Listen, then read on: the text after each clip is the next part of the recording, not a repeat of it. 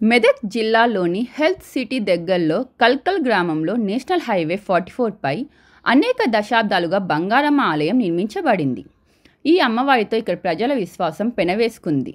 ఈ ఆలయం త్వరలో పునఃప్రతిష్ఠ జరిగే అవకాశం ఉన్నందున నేడు ఈ ఆలయం గురించి చర్చ జరుగుతుంది. ఈ బంగారమ్మ అమ్మవారి ఆలయంలోని అమ్మవారు స్వయంగా వెలిసిన దేవత అని చాలా సంవత్సరాలుగా మేము ఇక్కడ పూజలు చేస్తున్నామని ఆలయ పూజారులు చెబుతున్నారు.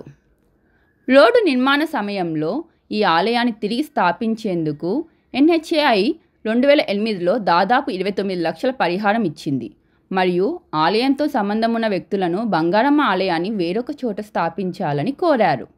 కానీ చాలా సంవత్సరాలు గడిచినా అది జరగలేదు.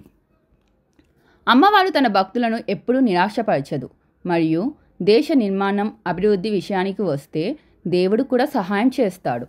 ఈరోజు ఈ ఆలయం గురించి దేశ రాజధాని ఢిల్లీలో చర్చ జరుగుతుంది. NHAI ఢిల్లీ కార్యాలయం వారు మరోసారి దర్యాప్తుకు ఆదేశించారు. NHAI నుండి సైట్ ఇంజనీర్ ఆలయం ప్రాంతానికి వచ్చి దర్యాప్తు చేసి అక్రమ నిర్మాణాన్ని వీలైనంత త్వరగా తొలగించాలని, బంగారమ్మ దేవత పునరుద్ధరణను చెల్లించిన 29 లక్షలను వినియోగించాలని ఆలయంతో సంబంధం ఉన్న వ్యక్తులను ఆయన అభ్యర్థించారు.